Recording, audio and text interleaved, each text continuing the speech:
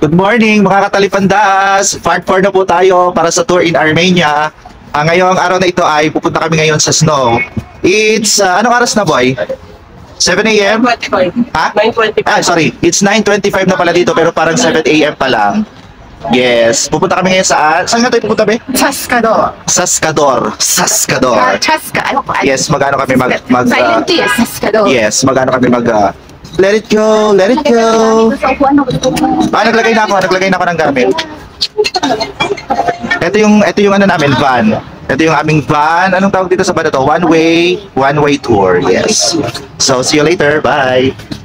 After a few minutes ay umalis na nga kami patungo dun sa aming unang pupuntahan. Ito daw ay isang lawa. Ito daw ang pinakamalaking anyong tubig sa Armenia at sa Caucasus region na kung saan ang lawa ay nagbibigay ng mga 90% ng isda at 80% ng crayfish catch ng Armenia.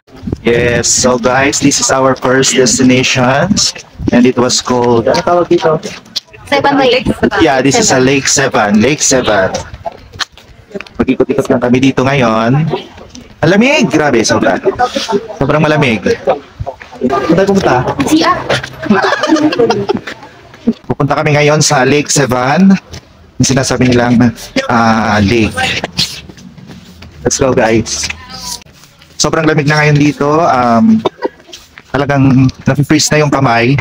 Yung isang kamay ko ay naka-gloves, yung isa ay hindi kasi hindi ko siya hindi ko mapipindot yung camera. Yes. Tea, coffee, hot chocolate. Hi. Hi. How are you? I'm good. How are you? Thanks. Looking, do you want pomegranate juice? Whew, lamig. God.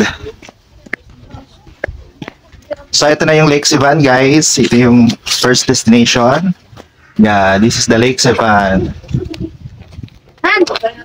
Okay. It's too cold. Hindi na siya masyado nag-freeze ang dagat.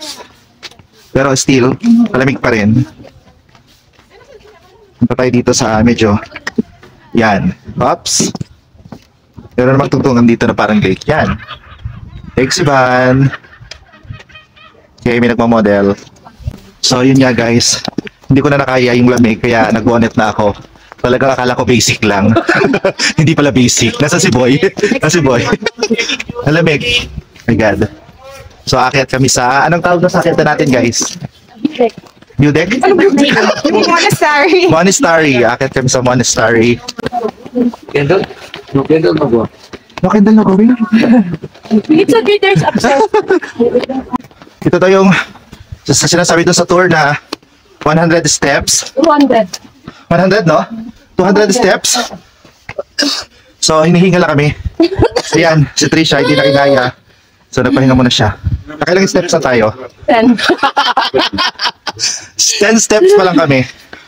Pero hinihinga lang kami. Let's go, another 10. So 150 more. 150 more steps. Yellow. So ang advice sa mga gustong pumunta dito sa mag-rubber shoes, huwag magtakong ha.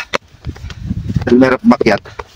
Parang ang yellow na to, ano yung natatanggal Yes. sa freezer? Oo no? Oo, yung sa taas. After 200 step guys, kami lang ang nagawing 3. So ayan. Kumapit pa si Trisha, hindi pa siya sumusuko. Tapos si Jiboy ayun.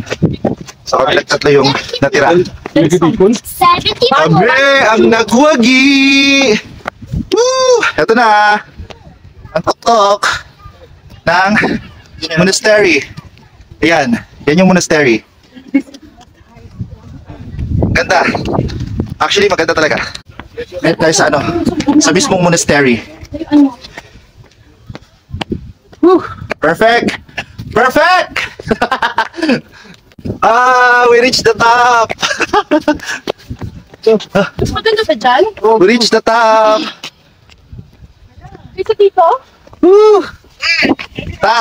Touchdown! Woo! We're here! Uy, ang ganda dito! Ang ganda! Parang nasa Switzerland! Yes! Yan Tayo. Sandali na. Ganda! Woo! Bago kami pumunta sa aming second destination, ay kakain muna kami kasi gutom na kami. Ay, saan ba? Ay, dito pala. Oo, akala ka lang. So, kakain muna kami para kailangan kami mamaya sa aming second destination. Kaya naman ang bawat isa sa amin ay nagkanya-kanyang kuha na lamang at nagkanya-kanyang pila para kumuha ng kani-kanilang mga pagkain. At amin naman agad sinimulan ang chibugan pagkatapos naming makuha ang aming mga order. Pagkatapos nga namin kumain ay dumiretso na agad kami sa aming second destination. Kung inyong mapapansin ay medyo makapal-kapal na ang yelo na aming nadadaanan. Na senyales na yata ito na malapit na kami sa aming pupuntahan. Yes guys, dito na kami sa, anong tawag dito sa gagawin natin? Cable rope. Yeah. Sakay kami sa cable rope. Basta yun. We are here.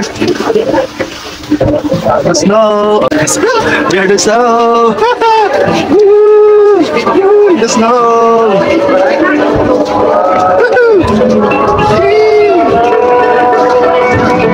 Finally! Nakita ko ng snow! Bibili kami ng ticket for cable rope, ha? Sasakay kami sa cable rope. Yay! Finally! The snow! Halika na, hoy! Let's go! Dito na kami!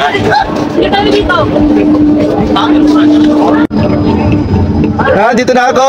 Taas! Woo! Yee!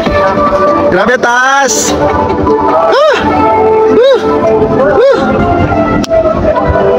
Yee!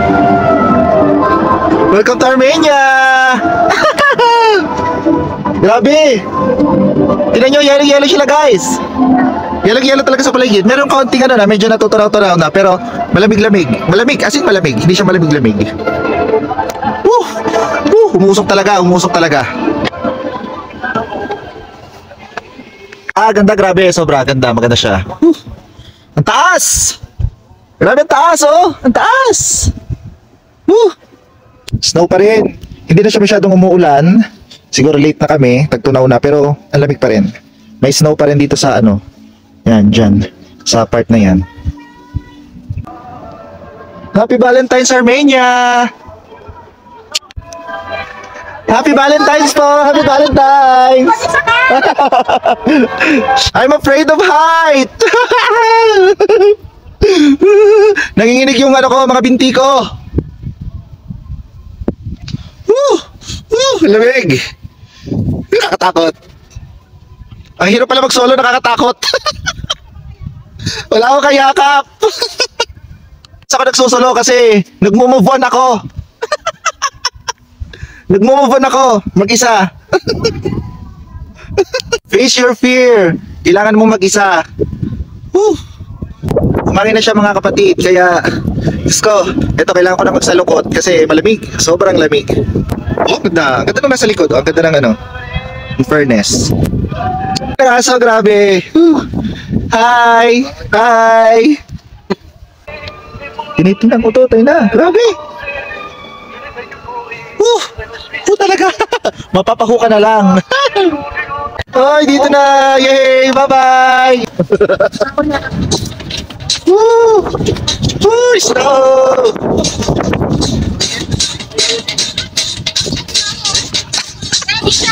Let it go! Let it go! Let it go!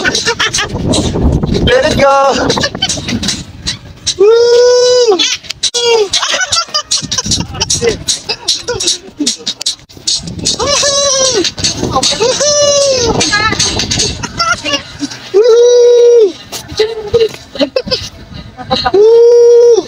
Ang lamig!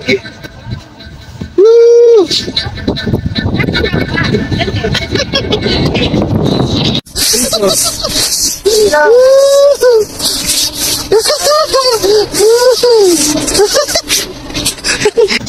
Nasa snow na kami! Mga taga Dubai, nasa snow na! Woo! Woo! Snow! Ikot tayo! Woo!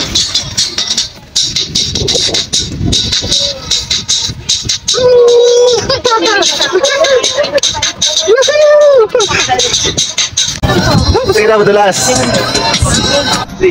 Sit down, my friend. Glass, glass! Sit down, my friend.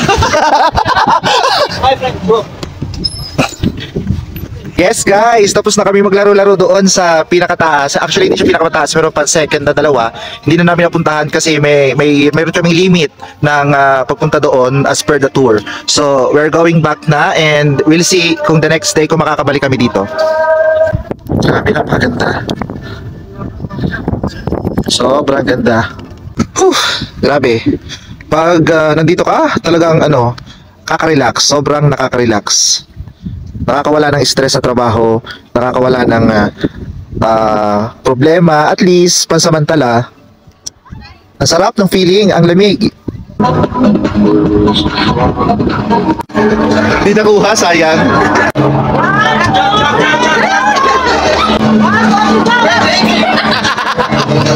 Guys, Retro. kami ay magko-coffee at saka magyoyosi kasi malamig. Iba na pipil ko. Correct. Pero kayo. Pagkatapos namin magkape ay agad-agad kaming bumalik sa aming bus tour para tumungo sa aming susunod na destinasyon. Guys, this is our third destination. Anong tawag dito? Sa Respectful History of Monastery. Sorry. Basta yun. Makinig na lang kayo mamaya.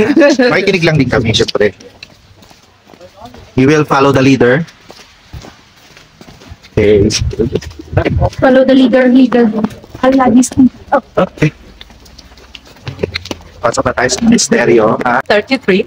The name Kecharis, which is actually Kecharuk. It was also called, which was called after this tree.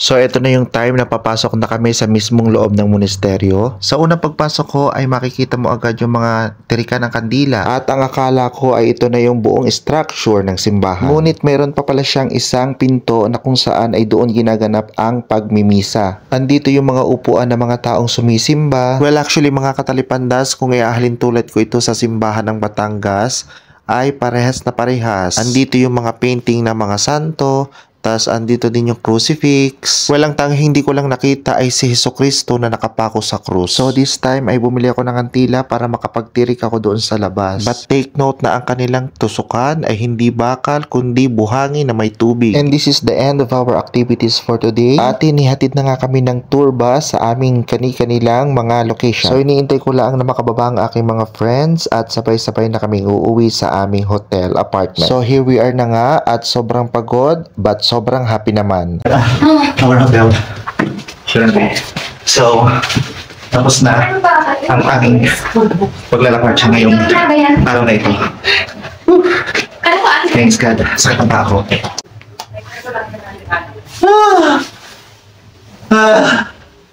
Finish. See you tomorrow again for part 5. Bye.